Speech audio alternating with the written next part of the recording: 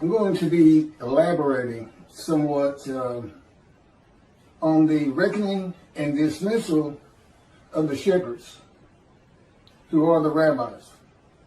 And I'm going to get into that, the definitions themselves, what this means, and in part why God has done this.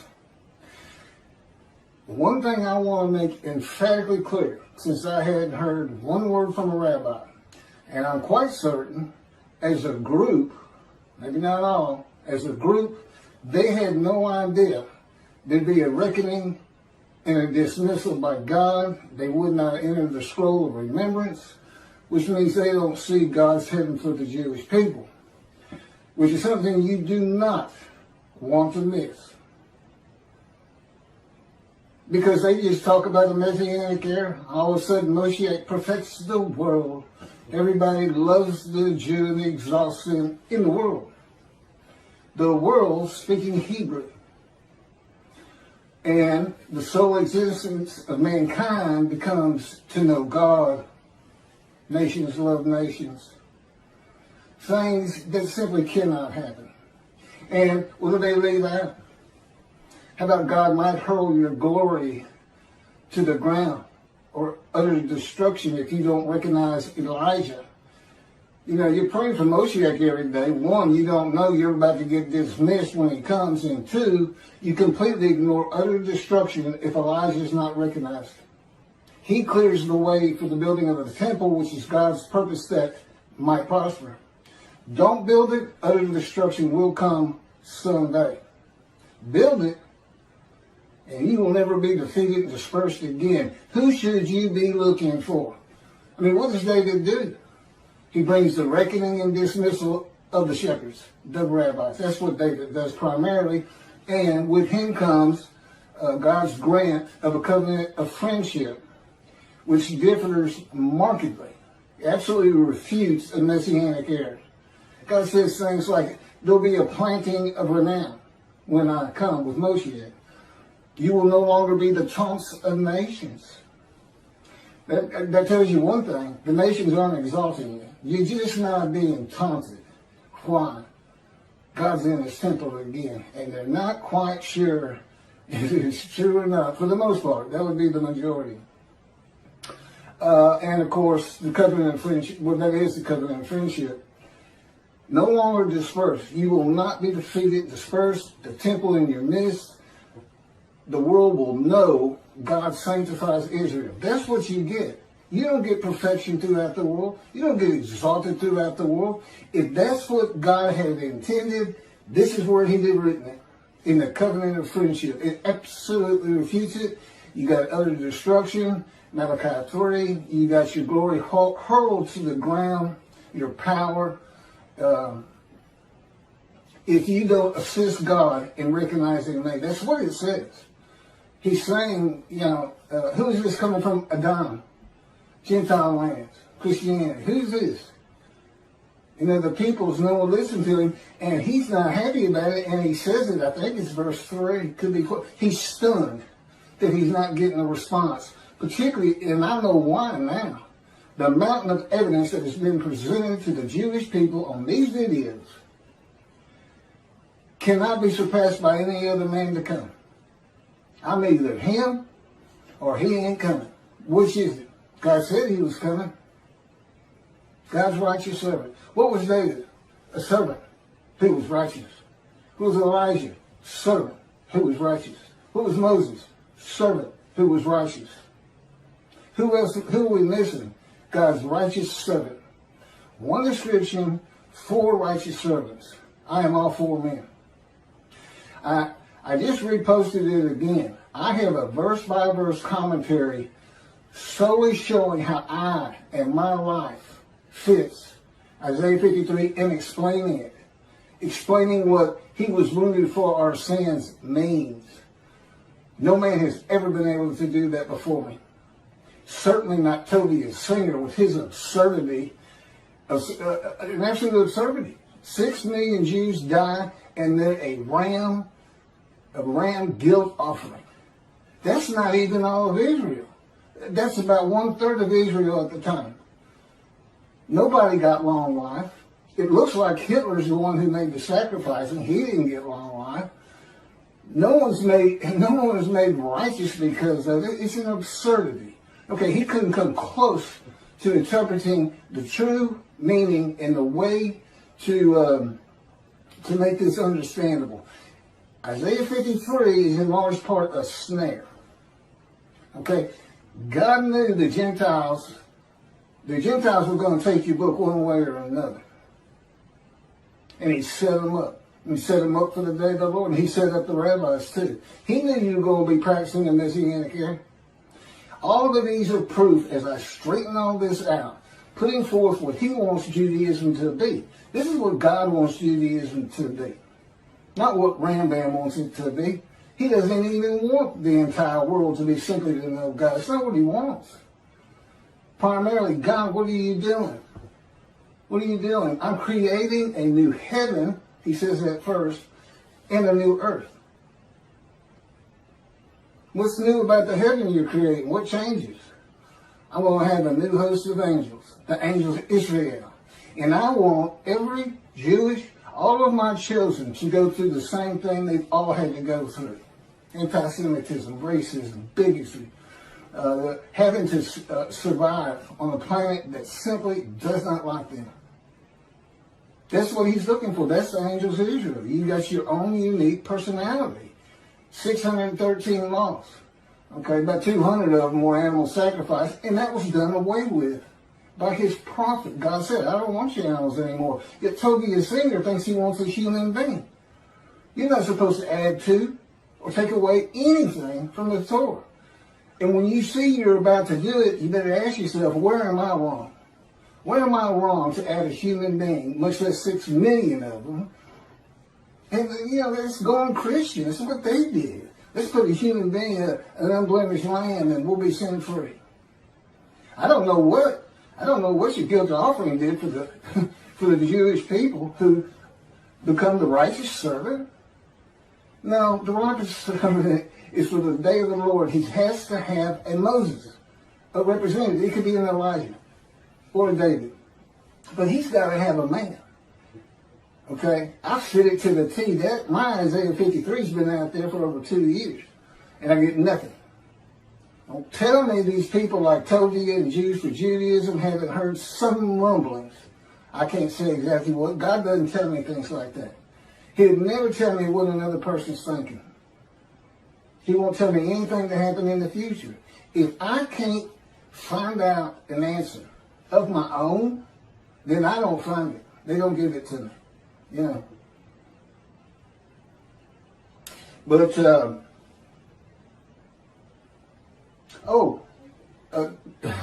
one of my first lessons, and this is for the rabbis who think God, this can't be, or he's not David.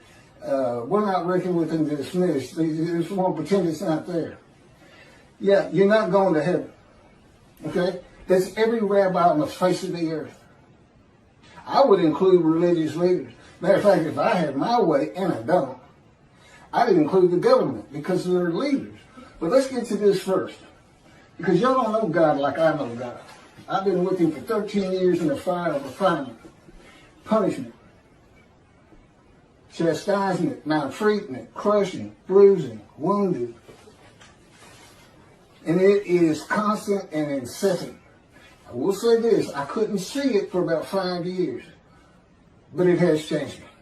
I am such a different man today than I was. When this thing started, I was no more capable of handling the tasks that are before me, since it's clearing the way for the building of the third temple, just talking in front of people. I was a lawyer, but I was a book lawyer. I didn't like talking in front of people. Matter of fact, I can't remember a time I ever had. I wasn't sociable. I was a loner. All that's different now with God in me. The Spirit of God, I'm in my spirit, and my spirit's in me. Guess what? God's in his spirit's in him. It's the same thing. And his spirit is an angel of his presence. He made an angel, created an entity, a person in existence with emotions. And for his body, he did not give him human form and wings. No, His body is the Spirit of God. So if God comes to you, or the angel of the Lord comes to you, you are, for that time, a man of divine beings. Now the man who wrestled with Jacob, that's just, God just saw a fellow near Jacob, woke him up, told him, I'm the God of this land, Abraham, Isaac, and Jacob. I have something for you to do. And it's all to do with God. It's instant. You know who he is. There's no, huh? Who is this? There's none of that. You say, okay, let's go. I'm ready. What are we doing? He's a man of divine beings, but he was just one night. So he didn't go through much of a fire refinement, if any. I mean, he had to wrestle all night. But God does this with all his prophets. It's just a way of changing this. It's like, you know, he has to break our will. And he can't have me snapping at people. I was known as a fighter. And, you know, if you said something to me that I didn't like, I didn't respond verbally to you. I just hit you. I just laid into you. Fight on. Nobody talks to me like that. That's the kind of girl I was. And that's, God said, this was taking so long. Because it's got, the last 3 years have been the worst out of 13. Going on 14 now. It's, you know, as he says, it just takes more to get the response out of you, the small change that I want out of you. And I'll tell you, I'm ready. I am flat out ready. And what is a problem with your people? They don't know who you are. When you say utter destruction is coming, you're not fooling around.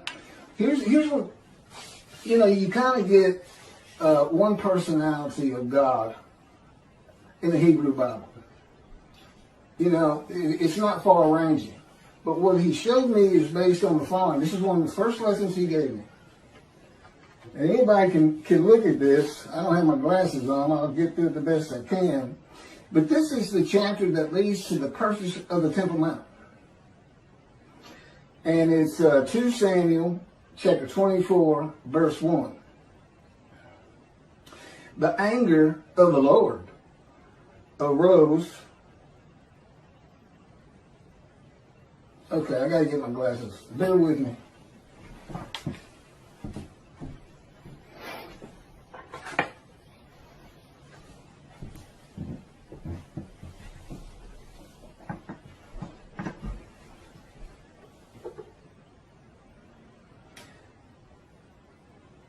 The anger of the Lord again flared up against Israel, and he incited David against them, saying, go and number Israel and Judah. That'd be the northern kingdom, kingdom of Israel, sometimes the kingdom of Ephraim, the largest tribe landowner, immediately north of the lands of Benjamin, which is a partition between Ephraim and Judah. And Benjamin is considered part of Judah because that's where the kings rule from. Go on under them. Apparently there's some problem in taking a census. I don't know what it is, but he incited David to do it, and then he put him into a 3-pronged test. Do you want me to come against the people? Do you want me to come against you? And one other one. And he said, let it be against the people. Let no man take me. And God did. And he kills pestilence. And 70,000 had died almost immediately. Now, did God just go down and kill 70,000 Israelites? No. He takes the credit for it. It just makes him look mean and tough. Listen to everything I say. The pestilence was already there. God could see it. He knew it was coming. And he does this a lot. He says, I will come with utter destruction. No, his creation is going to utterly destroy Israel. I would suggest, it won't tell me, I would suggest we're talking nuclear bombs from Iran right now. Someday. And they'll do it. They will do it if they get it. In any event, that's how.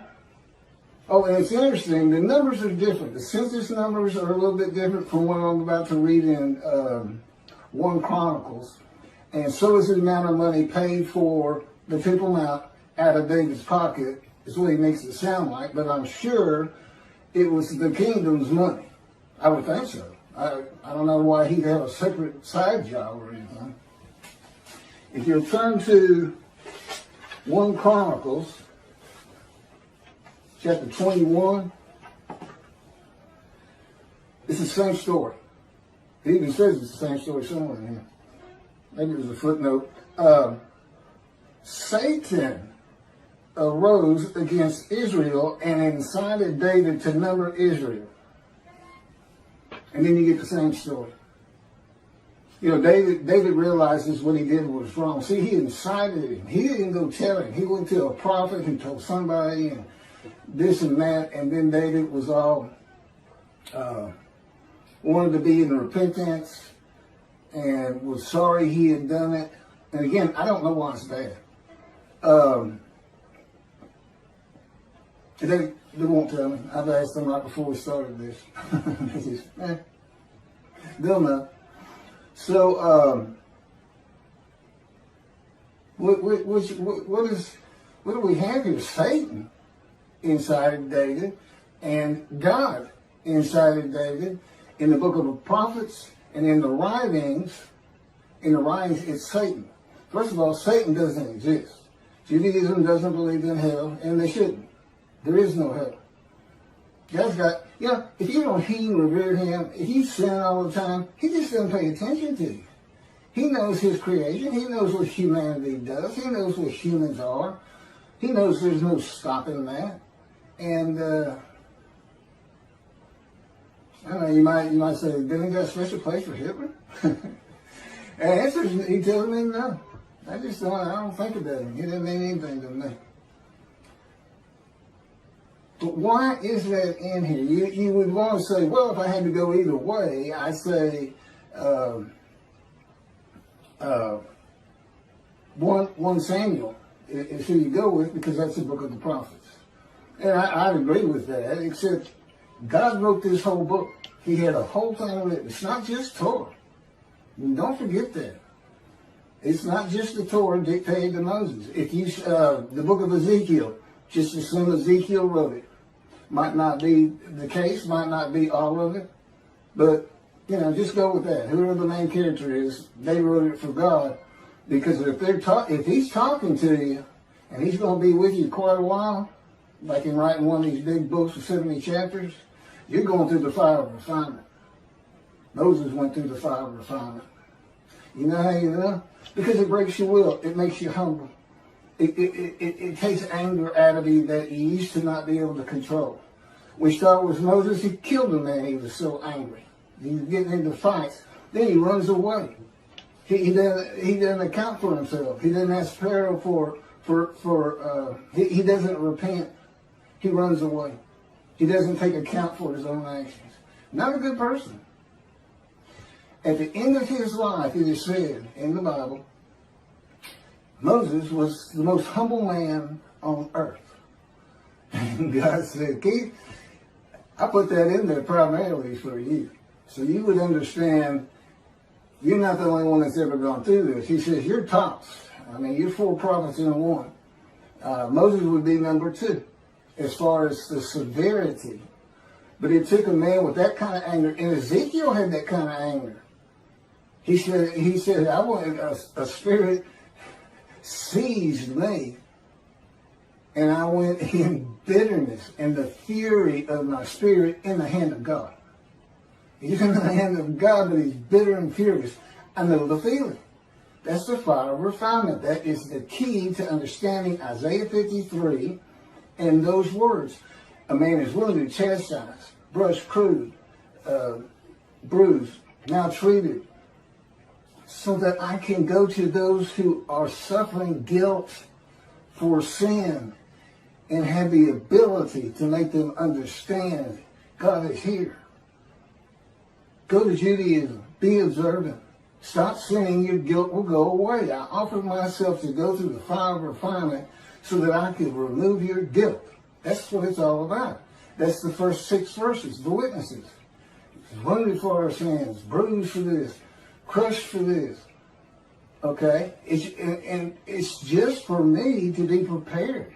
Now, he didn't even ask Ezekiel. He didn't have to ask me. You don't say no to him. He's God. You don't say no. You say, okay. I've said, okay, a million times, I believe. But, so to explain this, God says, just imagine a scale with the finest, goodest, nicest, kind, merciful person you could ever meet. And down here, put Satan, the meanest, most vile, brutal, doesn't care about your pain.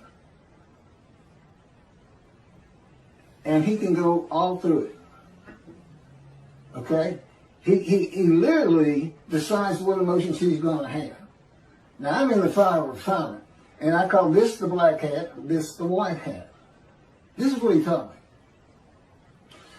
And we have a lot of good times in here. I mean, there's a lot of white hat, and the Holy Spirit's always in the white hat. He can be a troubler sometimes, but, you know, it's kind of set up by God, where he's sent to incite things. And then the black hat. This is where he is with me most of the time. The fire of refinement. But we get over here. The point is, he's not just listen to what I say, or I'll put a pestilence on you. You don't stop sinning, I'm going to exile you. I'm going to take your temple. That would be someone over here, not necessarily to Satan, but he said that's why that was written that way. So I can tell you about it. But he's really, I mean, when he's flat out in the middle, I just love that personality. It just does me well. So he wants me to tell the Jewish people about him. And my story, there's a lot I can't get into. I mean, he told me two things right off the bat. One, I don't care about your pain. And there's nothing I won't do to get you ready. There's no low I won't sink to. I will lie to you. And yeah, I know it says God doesn't lie. In the fire of refinement, he does. Anything to incite me. That would come under chastisement. Wounding, slamming me to the ground. He's broken my chin open 2 or 3 times. Cracked my skull. I got a nerve this bad. Black eyes, skin off my face. That's wounding. And you ask yourself, what is this really doing to change me? But it eventually does. I still don't understand it. I told him I never understand it. But indeed it's working. So for the rabbis, if you think by ignoring me with the amount of evidence God has put before you, I mean, he planned this entire book before he made creation and selected his chosen. The entirety of it. That's why you only see angel of his presence and Holy Spirit one time. Judaism says Holy Spirit is not a person. Well, there's plenty of evidence in the scripture that he is, and I can tell you personally he is. And he's a great little person too.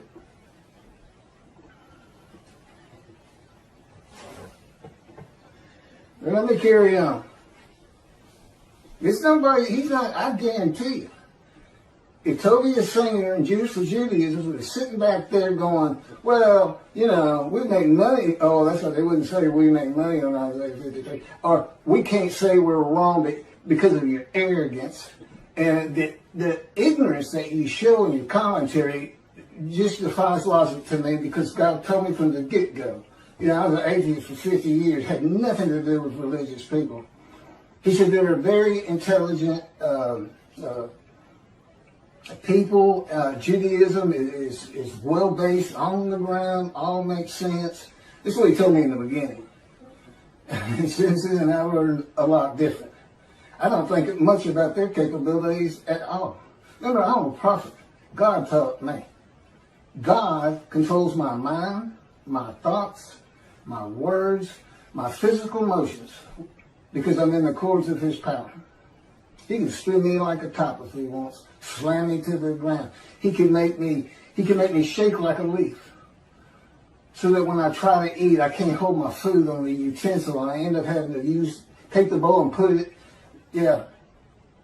just embarrass you. I tell him, you're really humiliating me. It is maltreatment, but I can tell you, I sure don't like you doing it. And he's done it. He'll do it with my legs, where you feel you're going to fall down. Sometimes I dread walking down the steps when he's got me right in the midst of. He calls it a 3-day thing, where which is at least once a week, if not twice. That's the kind of thing I'm talking about, and eventually that kind of maltreatment, changes you. And it also makes me, I know what I've been through. I know the pain I've been through. And I'm not even counting the accidents he put me through, being shot, giving me cancer, shot through the abdomen. I'm just talking about since he came and started talking to me when I was 50. Well, let me go over this reckoning again, because apparently it's just not getting through. And if those particular rabbis aren't listening, I get plenty of views. I guess 4,000 now or something, which is nothing for the big boys. But, I'm not a rabbi. Certainly not anything to do with Christianity, Pastor. I stayed away from religious people. I can't ever remember having a religious conversation until I was 50 with God. When he said, let's go buy you a Tanakh. And I said, what's a Tanakh? And that's when he started teaching me.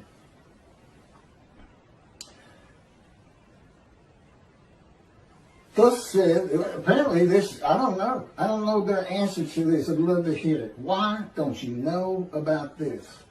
Thus said the Lord God, I am going to deal with the shepherds. I will demand a reckoning of them for my flock, and I will dismiss them from tending the flock. Then I will appoint a single shepherd over them to tend them. He shall be a shepherd to them. I, the Lord, will be their God. My servant David shall be a ruler among them. Not a king ruling over them, among them. In the Mishnah Torah, Brandman's got 2 chapters on King David, and he's making every bit of it up. He's thinking, what would the Davidic dynasty be like today? And off he goes. None of it's in the Bible. None of it. King Moshiach will study Torah all the day and all the night. No, he doesn't. Not even close. I see, they got the Torah down. I don't need to, I know enough about it. It's not like I haven't read it, but it's not like the prophets, and to some extent the writings.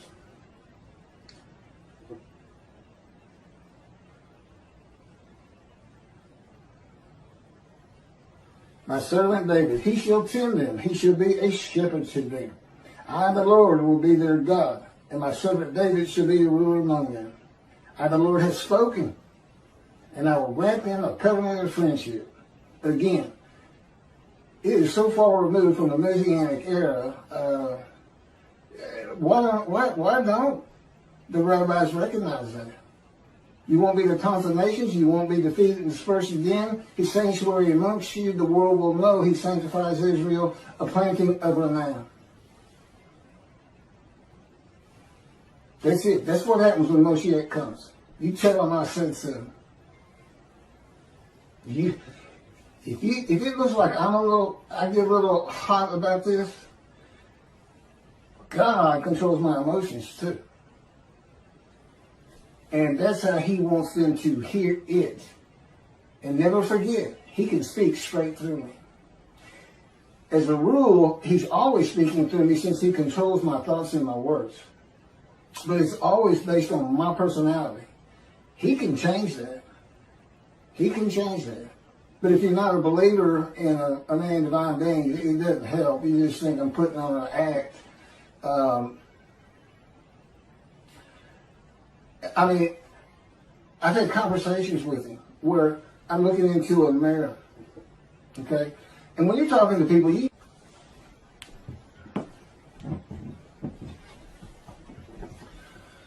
you know what your demeanor is. You know what you're sounding like and what you look like.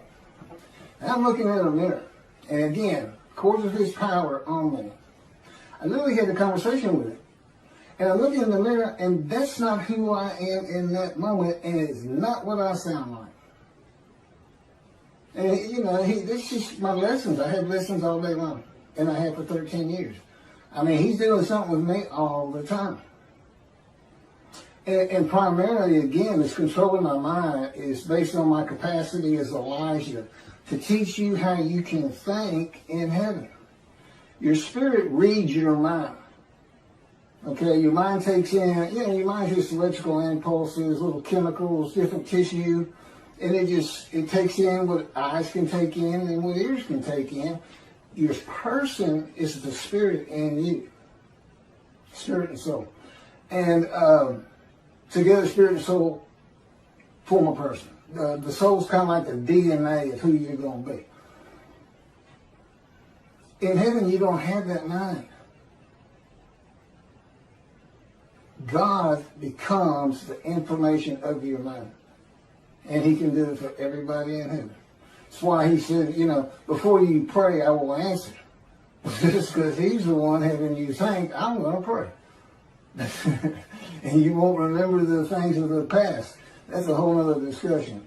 But I have all of that information because I'm Elijah. There's a reason He took him up specifically and nobody else and sends him back.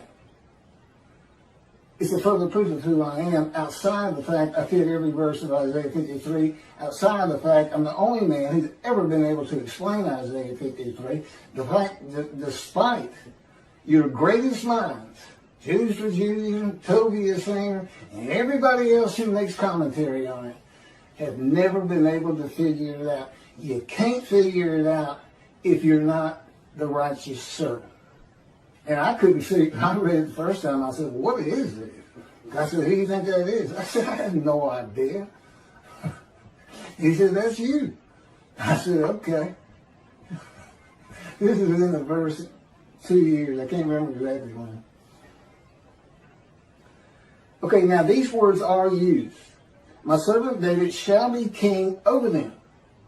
Be one shepherd for them all. King, prince, shepherd means leader. That's what it means. I won't be getting to that. Just leader. This is words of leadership. It's not a Davidic kingdom. God knew all things from the beginning, and He knew when He had the day of the Lord, Israel would be a democratic, free country. There's no place for a kingdom. You want a kingdom, go live in Saudi Arabia. They shall follow my rules and faithfully obey my laws. Thus they shall remain in the land which I gave to my servant Jacob, and in which your fathers dwelt. They and their children and their children's children shall dwell there forever, with my servant David as their prince for all time. That would be the line of David. Through Solomon. Solomon had the same covenant with God. And this the first people to read this are in antiquity. They understood king and prince. And back then, I can't fault Rambam too much, but today we know better because it's a democratic country. It's just that not Middle East, I guess, has got the most kings and kingdoms anywhere in the world. But anyway, God knew. He knew Rome was going to destroy the second temple. The dispersal would occur. The diaspora began, which is away from the promised land. And he knew they weren't going to just come back of their own, but that, and he didn't cause it, despite what Toby Singer says, but that the world would drive them back one day. He knew it was going to be ugly. But, and he said, well, why didn't you come help? Why didn't you come back? You're not supposed to be out there. You got to learn your lesson. There's some black cat there. You see that? Don't forget, he is a celestial being. He is not human. He has emotions, but he can actually operate his emotions, whereas we can't. We can to an extent.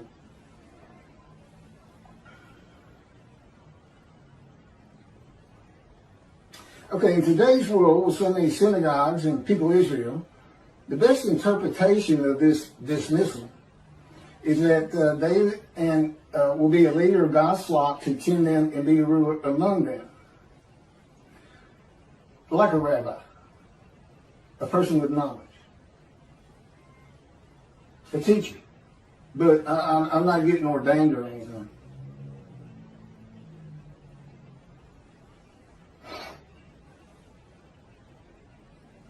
Okay, reckoning. This is what reckoning means. It's the avenging or punishing of past mistakes or misdeeds. Teaching Messianic era. I mean, you're just not putting your thinking hat on. That was for antiquity, Middle Ages. But resurrection of the dead, the 13th fundamental principle of Judaism by Rambam. We believe in the resurrection of the dead. Do you really? Do you really? Are you telling the truth in that prayer? We've gone through the age of medicine, science, knowledge. We know you cannot resurrect a human being from dust. They had to be conceived and born, period. And there's never been a virgin. Got a great story. You should hear about how he tears that apart. That woman with child, Isaiah's concubine, he's married to the prophetess, and this child, Emmanuel, doesn't learn right from wrong until he's 9 years old. My question is, why isn't he Jesus? If his mother is a virgin, why isn't he Jesus? I'm going to put it to them. I'm going to be the greatest anti-missionary of all time, particularly, though, because eventually the many and the multitude are going to be telling the world who can believe our report. That's him. Who is the arm of the Lord been revealed on? That's him. He knows too much. It's impossible to deny what's happening here. It's impossible to deny that there are rabbis who have heard me and are ignoring it. What about Elijah? Rabbis who ignore? Because I'm Elijah too. What about that? You want to be responsible for utter destruction? How many millions you lose in the Holocaust? 6 million? How many Israeli Jews do you have right now? Well, 7 million. You ready to up the ante on that? How many Jews can we kill at one time? You're not going to recognize David. You don't get the covenant of friendship. And it doesn't go into. I have both covenants: sin forgiveness in Jeremiah 31 that puts Torah on your heart, and friendship.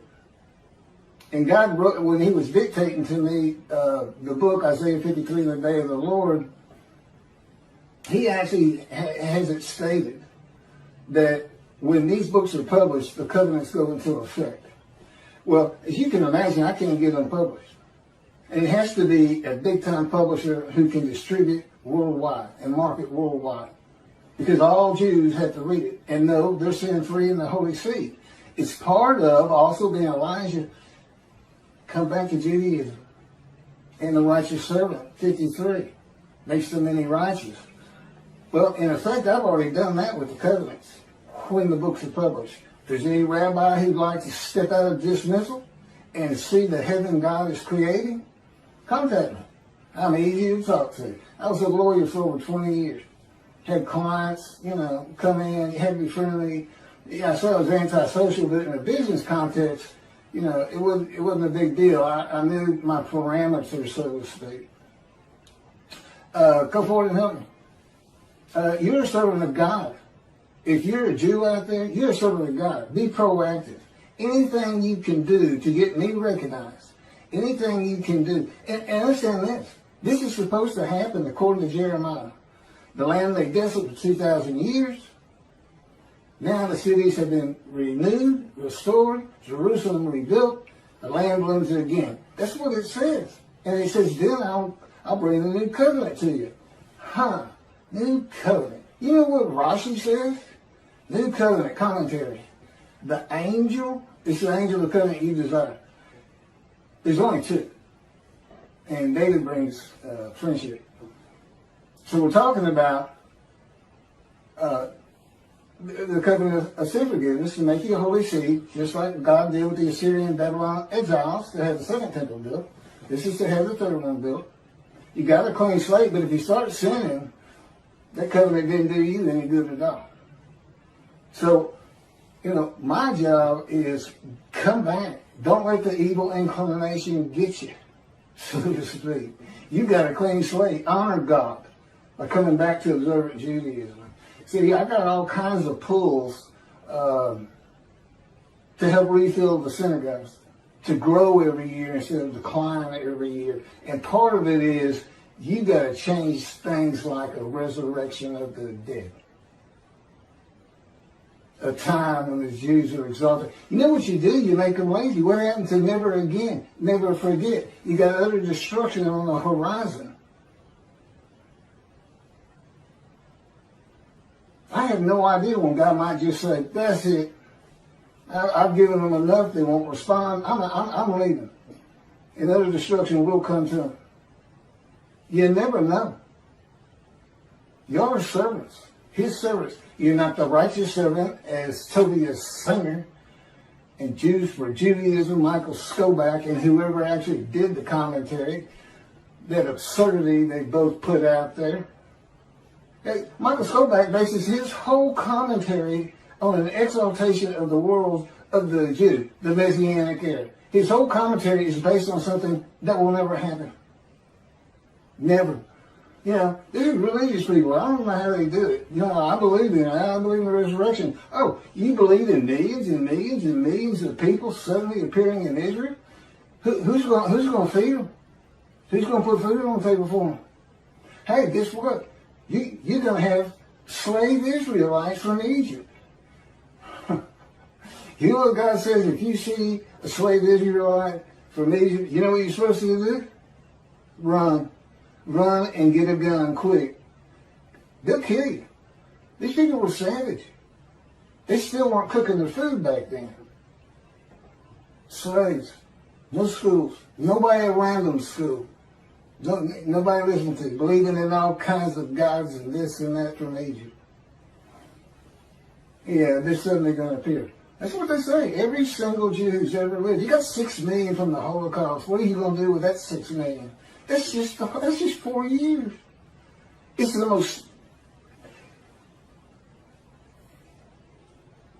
You're going to lose the young people. They're always looking for fake news. I guarantee you, if I sat down at a synagogue when I was a young man, and I didn't, of course, I'd have gotten up and walked out right in the middle of it. You're saying, what? You think every Jew who's ever lived is going to rise, old bones, rise. And their soul is going to come from some keeper of the soul's place and come into that body? That's your belief? Well, I got to go. I heard y'all real practical, down to earth. You had things to do. You had Shabbat. You had high holidays. Mitzvahs. But I'm not listening to garbage, okay? I'm a man of reasoning and intelligence. The people in antiquity and Middle Age weren't. And all those things that you come up with, swords into plowshares, that was for a time gone by. Man will always be at war, period. In Moshiach, no man can get all of Israel to follow Torah. Good luck. Only about 30% of them are even observant. Secular.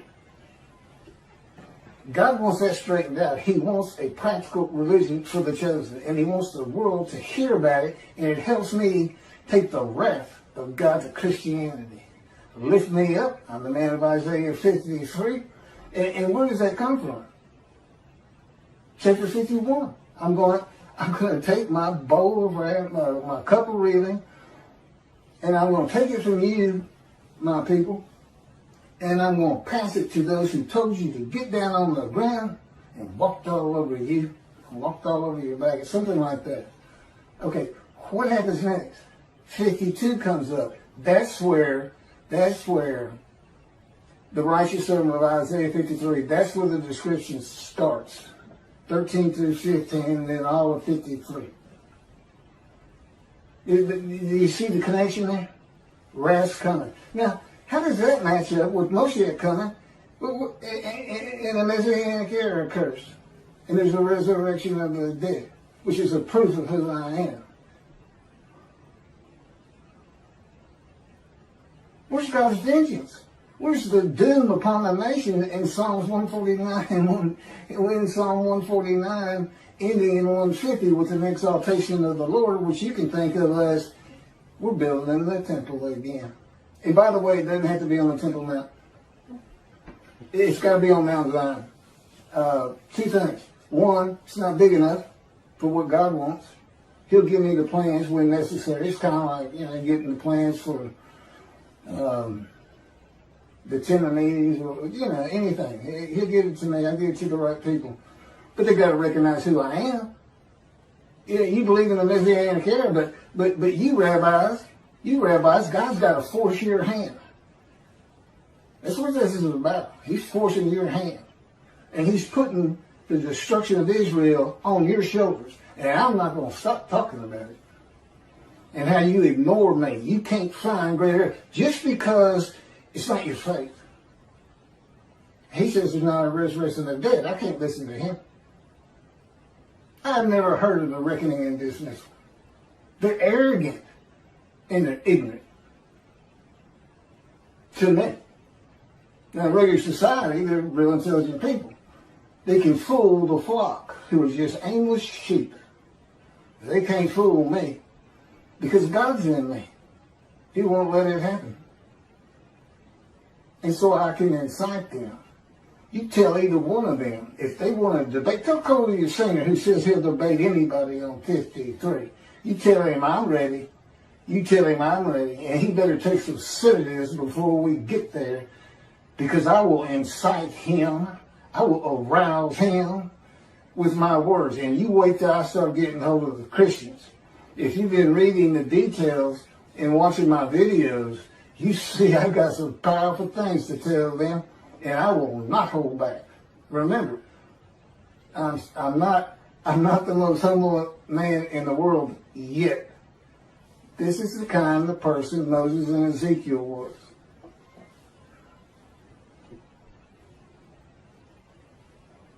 Reckoning, the avenging or punishing of past mistakes or misdeeds. It's not just the Messianic era. How about these two, Tobiah and Skobac, Jews for Judaism? I can't imagine they really believe what they're saying. They probably had to work and work. How can I explain this part? Tobiah's fingers, it just scares me, because in the beginning, I really thought so highly of him. Years and years ago, when God started teaching me, he had me listening to the radio show, and I was learning things from him. He's got a lot of knowledge, but his capability of reasoning is at the level of antiquity, where there was no reason. Everybody lived on emotion, because you learn how to reason in school. Maybe he just went to a yeshiva and didn't have to figure out math and other things that teach you. You don't use it, but it teaches you to reason. Okay, I got to get off this thing. Why is shepherds a metaphor for rabbis? In case they think there's a little wormhole there to get by this. Well, shepherds doesn't necessarily mean rabbis. Yes, it does. The term rabbi in the original Hebrew means a teacher. In pursuing that calling, individuals have responded to the various needs of their Jewish community. In addition to the literal meaning of the word rabbi, Jewish tradition views the three Hebrew letters of that word to represent an acronym. The abbreviation translates to shepherd of the children of Israel. The shepherd is the dominant leadership. Remember, leadership, king, prince, shepherd. Is the dominant leadership metaphor in the Hebrew Bible. The role of the shepherd was a cornerstone of the Hebrew economy, as sheep provided key staples of wool, meat, and other commodities. God's choice of the shepherd as a leadership metaphor made sense for a nomadic society dependent on sheep, goats, and cattle. Okay, the question, why all of the rabbis, even those without flocks, those who don't say anything about a Messianic era, still part of the religion they call their own? God is not pleased with the teaching of the rabbis of the day of the Lord, which is none, and their reliance on the opinions and commentaries of the sages and rabbis from the ancient age and Middle Ages. There are many inconsistencies and errors in what the sages and rabbis say and what the scripture says, and of course, they had not gone through the age of science, medicine, knowledge, communication with the internet. There's a whole different group of people. You got to know how to read the Bible. Togi, Jews for Judaism. It's written first for antiquity in the Middle Ages. There's things in there just for them. There's plenty for the day of the Lord.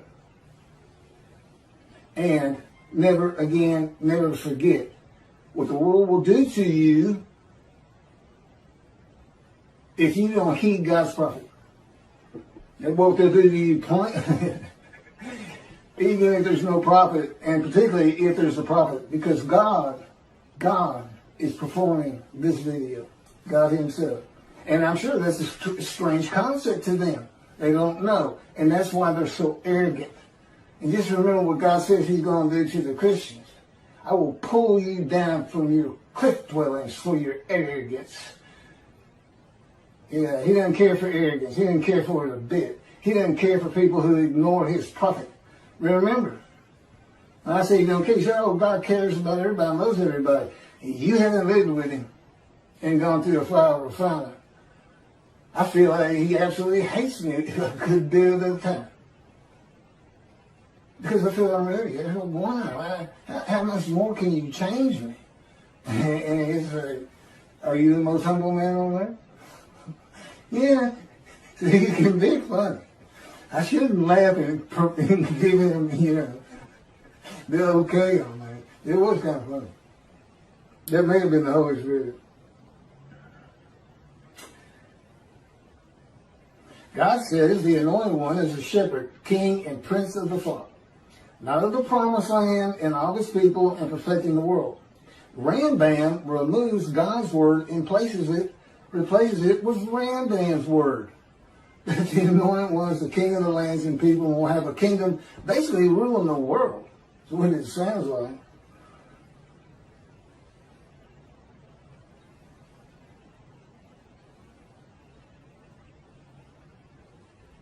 God says the prophets were rarely listened to by religious leaders in biblical times before he stopped speaking to the prophets. He said, there's the arrogance.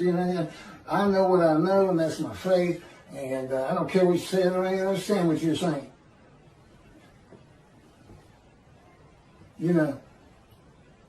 I think the Christians got a lot on that. Don't stand on the corner. I don't know. Anyway, arrogance. And you can't admit you're wrong. Can't admit you're wrong and can't accept the evidence God has given you as being insufficient. Or you're not even taking the time to look at it. You're hiding. You got your head in the sand. That's no better. You do not heed and revere the Lord. You can say you do all you want. But his prophet is speaking, and when that happens, God is speaking.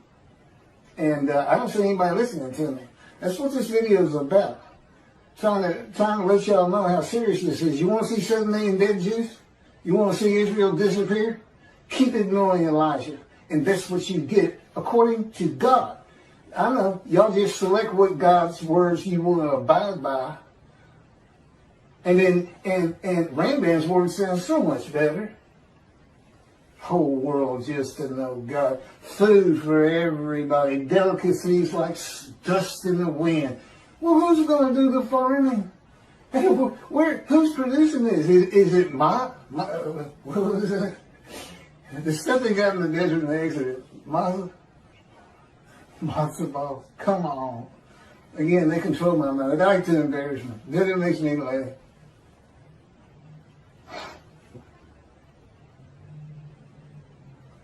Okay, all this comes from God, by the way.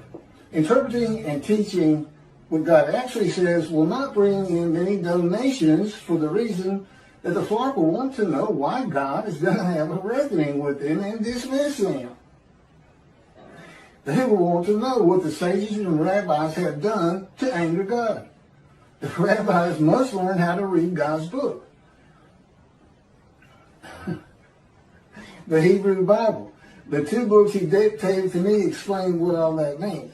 They must be read and taught to remove the dismissal. And if you're not a leader, if you're just an observant Jew and you go to synagogue and all this and everything, tell everybody you know. You're a servant of God. And his words come from me. This is when it's supposed to happen, unlike Jesus, who prophesied 5 times when he was coming back, and every one of them was false and failed. He didn't come back. He's gone. He's a myth anyway. He doesn't exist. And if you see a Christian and they want to ask you what you think about Jesus, tell them he's a myth. Don't tell them, oh yeah, well, he was fine. I hear this all the time. He was a fine Jewish, learned man. But I don't believe that he died for my sins. No, don't do that. He's a myth. He's not real. God has an excellent argument on that is put together in the book, and it's also on videos. It has to do with the scenes of the Dead Sea Scrolls.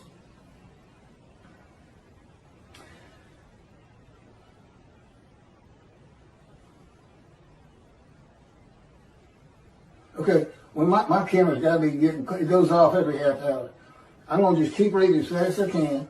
I don't think I'm going to be able, but I'm not, that'll be the end of this video, which will be about an hour long. God has never changed the will of men or how they think of him and the Jewish people in his power. Any exaltation the Jewish people receive from the world will come through the efforts of God's righteous servant. That's me, but with him in control of everything I'm doing, as directed and commanded by God, as he did with Moses. Moses was a man of divine beings. I am God's servant David, the only shepherd of the flock God recognizes, and my unwritten purpose, we know what the written ones are. Go see what Elijah's clearing the way, recounseling families back with Judaism, God's righteous servant, making the name righteous. You mentioned the prophet like Moses. You're talking about somebody who will write his words and speak his words. Nobody's in bondage today, and that's the other thing he did. Elijah, ask him about heaven.